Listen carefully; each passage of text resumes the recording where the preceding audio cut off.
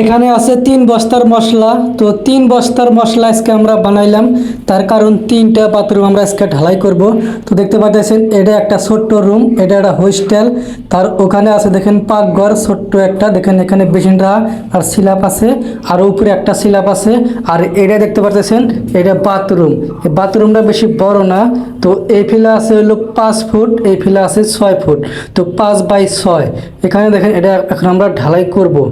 আর আর এখানে দেখেন এই যে পাইপ, এটা ইংলিশ শিল্পেও ঢালাই করা লাগে শুধু এই যে পাইপটার কারণে। এই পাইপটা মানে ঢালাই করে সোলিং করে পাইপটা ঢাকা লাগে। ওই ওই টাইলস এটা অল্প উঁচু হবো। ফ্লোয়ার যে টাইলস লাগাইছে টাইলসগুলো কিন্তু আমার কাছে অনেক ভালো লাগছে। তো দেখেন এখানে মাঝখানে মাঝখানে ফুল, আর মাঝখানে মাঝখানে কি সুন্দর একটা 3D ডিজাইনের ফুল। তো এই টাইলসগুলো দেখে আমার অনেক ভালো লাগছে। তো দেখেন কত সুন্দর ফ্লোয়ারের টাইলস। এটা একটা হোস্টেল। তো একটু কাজ দেখায়, এই দেখেন এটা কিন্তু 3 তলার উপরে কাজটা হইতেছে, বাইরে দেখেন কত সুন্দর হাওয়া। ফাইনালি দোস্ত আমাদের কিন্তু বাথরুম ঢালা কমপ্লিট। তো দেখতে পাচ্ছেন ও এই মাত্র ঢালা হইলো 3টে একেবারেই। তো এখন বাজে হলো 6টা বাজলো সন্ধ্যা, লাইট জ্বলে জ্বলে কাজ করতেছি।